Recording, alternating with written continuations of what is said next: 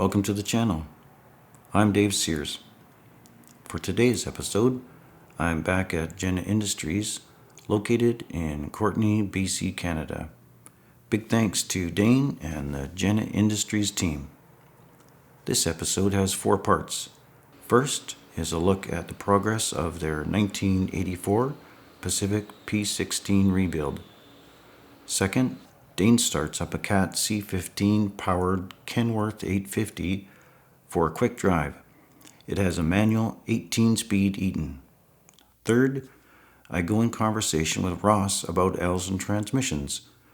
Ross was a heavy-duty mechanic, then a heavy-duty mechanic instructor for many years. Fourth, I'll check out 4 inventory trucks that are waiting to be rebuilt. A Hayes HDX and 3 Pacific P16s. The P16 rebuild is looking good. The cab is mounted, wheels are on, engine and transmission are in. The transmission is an Allison CLBT 6061. It's built for high torque. The letter CL is reference to the torque converter, B meaning it has a retarder, and T refers to the planetary gear setup. The retarder uses transmission fluid to help slow the vehicle, which helps extend the life of service brakes. The 6000 series transmissions are rated for up to 700 horsepower. Differentials are Clark 91,000 pounds, which have planetary gear sets in the wheel hubs and have a high reduction ratio for heavy-duty work.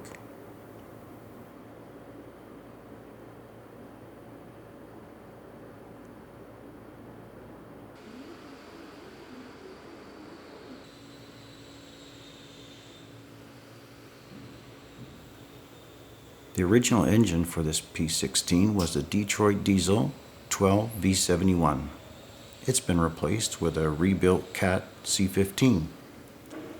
It's a 15.2-liter inline 6-cylinder 4-stroke diesel engine producing about 525 to 550 horsepower.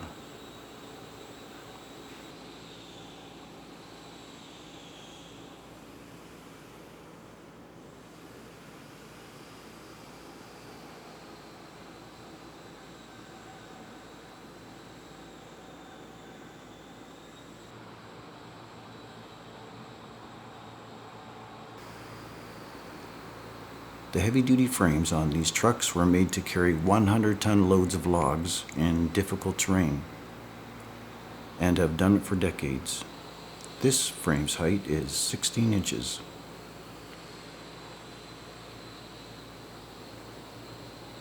The large, tough tires give high ground clearance and good traction for all kinds of road conditions and measure about 53 inches in diameter.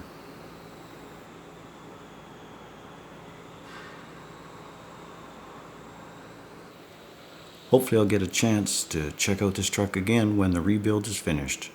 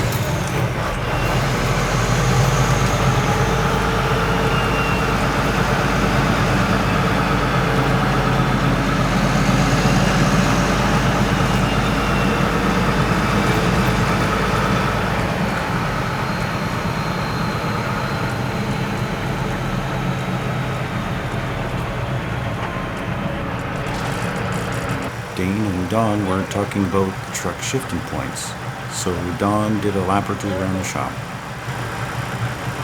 Here comes Don.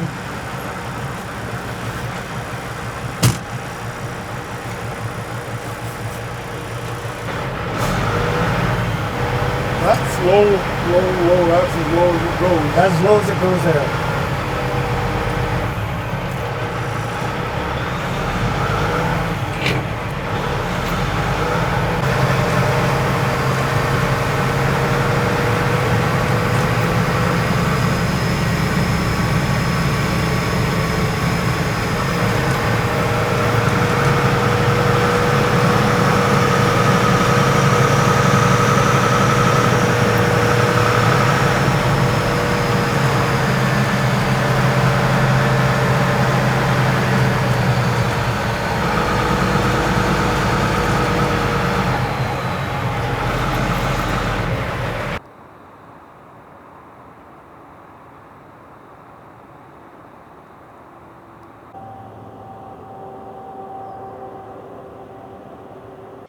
Oh, hi Ross, how you doing? I guess you've been involved in building these trucks with Dane and Jenna Industries for a while, is that right? Yes, for probably a couple of years now that these trucks have been on the go.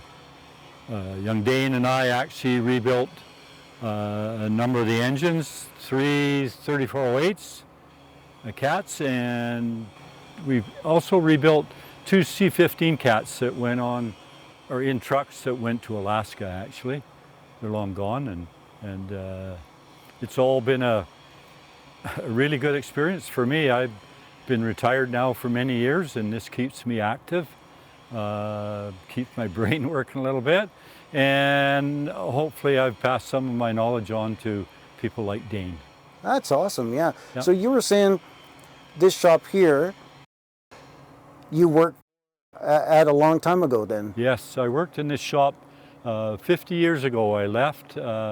It was a Crown Zellerback shop at that time, and originally built by Comox Logging, which I think got sold to Crown Zellerback many years ago. But yeah, it's like coming home for me. That's awesome, yeah.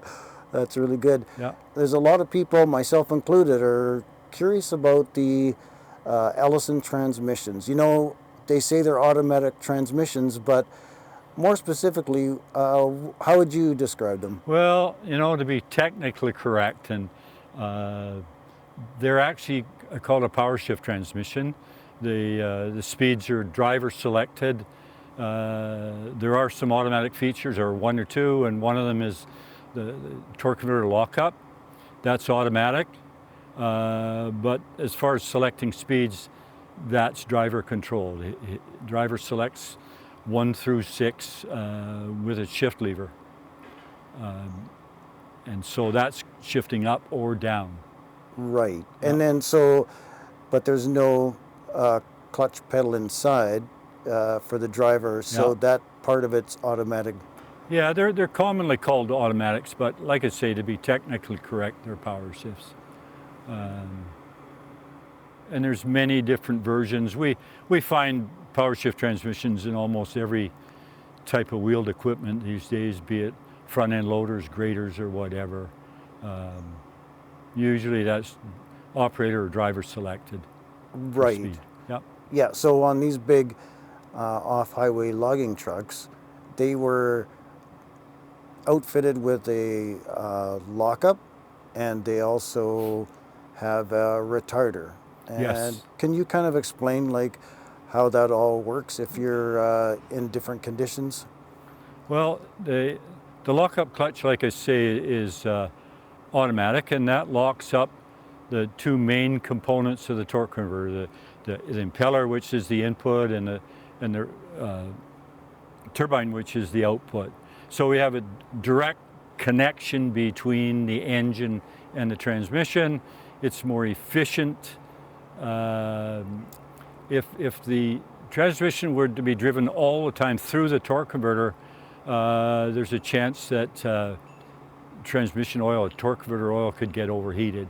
And so the lockup clutch eliminates that and just makes everything more efficient. All the power goes to the wheels. Right. So if you started the torque converter, start at that point, and how does that work then? You're saying you got oil from one side to make a fluid coupling, right? So Yes. nothing's connected. All the gears are in mesh inside the Allison transmission. So now you're connecting the engine to the transmission, to the output, to the wheels. How does that work? Well, the torque converter, of course, takes the place of what would be a clutch in a manual transmission, and it's a fluid connection from the engine into the transmission. It's again called a torque converter because it has the ability to multiply torque. When the torque converter is operating, there's more torque delivered into the transmission than what the engine puts out. That's it. The sacrifice of speed.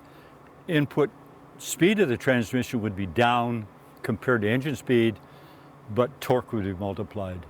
And when one of these trucks, for instance, if the driver took off, let's say in first gear, when the transmission speed and wheel speed got to be high enough, the lockup clutch would automatically applied, and that's a hydraulically applied clutch. And what it does is it locks the two main components together again to give direct drive into the transmission. Okay, right. So the lockup is actually some friction disc making contact. So now you've got a direct connection to the engine, Exactly. to the transmission. Yeah. Oh, right. That makes a lot more sense. And so they're putting that manual lockup switch in on their way down the hill, and that's going to enable what? Well, that enables the braking power of everything to be better.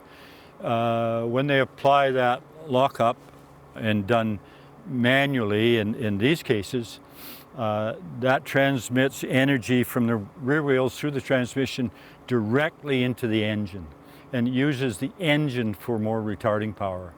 Without that lockup coming down a hill, the engine wouldn't hold back as much as it could. Okay, sure. And then that also applies to the jake brake if they've got a jake brake in it too then. Yes, and without that automatic lockup, a jake brake on the engine would be ineffective, and there'd also be the danger of the jake brake actually stalling the engine without that energy coming back from the back wheels. Right, that makes a lot of sense. Yeah, very good. And so, so the retarder inside the transmission, you're saying that's a separate component, or? Yes, it's actually a separate unit. It's a housing sandwiched in the front of the transmission, and it's merely just a big paddle wheel that rotates with the transmission, but it rotates in a chamber, and in that chamber are some fixed vanes. And to make the retarder work, you simply flood that chamber with oil. And that paddle wheel thrashes or creates a tremendous turbulence, and that absorbs a lot of energy. And it creates a lot of heat also, so these trucks had to have a large oil cooler to dissipate the heat generated by the retarder. Oh, that makes sense, Yeah. yes. And so the last thing, so how does the engine know, let's say you're just going on a flat road or whatever, and the transmission is going into lockup mode by itself. How's that happening? Well, there is actually a governor built into the transmission that measures its input speed, if I remember right. It automatically applies that lockup clutch. Okay, right. And so that's a hydraulically driven lockup, you're saying, to Yes. pushing those friction plates Yes, together. yes. Cool, wow. There's quite an elaborate hydraulic system in these transmissions, actually. Everything is done hydraulically, from applying clutches in the planetary gear sets to the lockup clutch, etc. Right, okay. And that's, I see in these older trucks, that's done with an air shift, and in the more modern ones, they've got electronic controls for that, I Yeah, guess. in the older ones that use it, well, most of them use an air shifter. It was simply a spool valve that was operated on the side of the transmission, different positions for different speeds. Then they came out with an electronic setup, and it's actually solenoids, electric solenoids in the transmission. It does the same thing. It just does it through solenoids instead of one main spool valve. Okay, that Yeah. makes a lot of sense. All right. Well, thanks very much for those explanations and taking time out of your day. I appreciate it, and I'm sure everybody else will too. All right, thanks a lot. Okay. Here is an Allison transmission in a 1977 Hayes HDX off-highway logging truck. Early on, Hayes was the dominant manufacturer of logging trucks in BC, Canada. Pacific Trucks was founded by 3 former Hayes employees. Both Hayes and Pacific built custom off-highway trucks for the specific demands of BC's logging industry. Kenworth also produced similar trucks, and in the mid-1980s, Challenger trucks started to build their own design of off-highway trucks. All manufacturers stopped production of these trucks by the mid-1990s due to big changes in the logging industry. Highway logging trucks do most of the work now, but some off-highway trucks have been rebuilt and are still working, but mostly in remote locations. This Hayes truck has its original Detroit diesel 12 V71 two-stroke diesel engine producing 475 horsepower.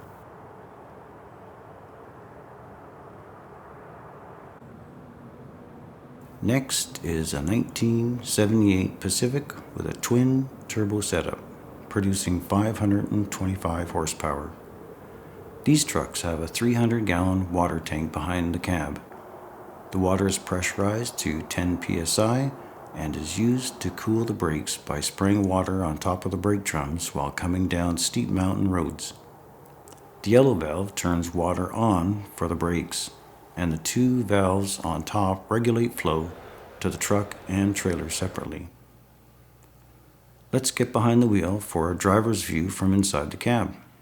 When you look out the passenger window, notice a 100-gallon fuel tank directly behind the cab, and further back is a large water tank.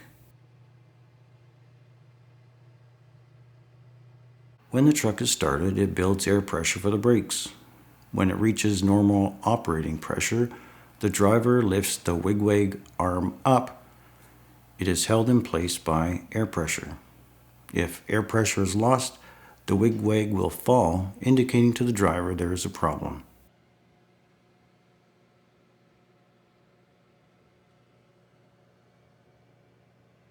Here is the transmission oil pressure gauge.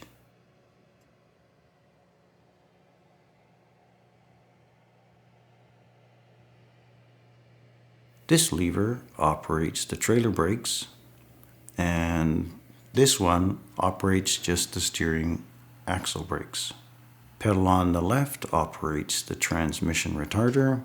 Center pedal operates both truck and trailer brakes together. It's called a treadle valve. And on the right is the throttle pedal. Here is the air shifter for the Allison transmission. The transmission lockup switch is on the lower dashboard above the throttle pedal, and various other controls for air brakes, PTO, lights, as well as other gauges.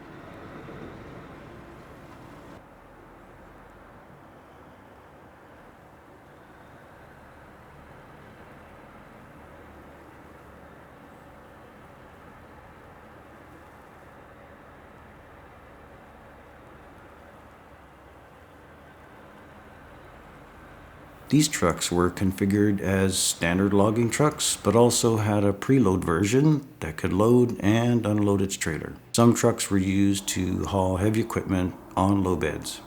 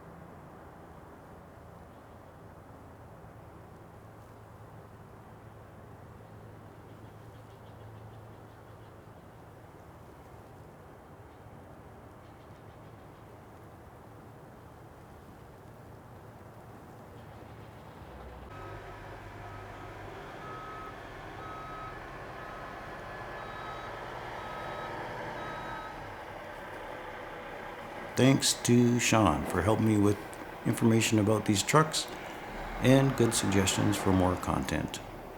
Also, I had a good conversation with Don while filming these trucks, so thanks to him also.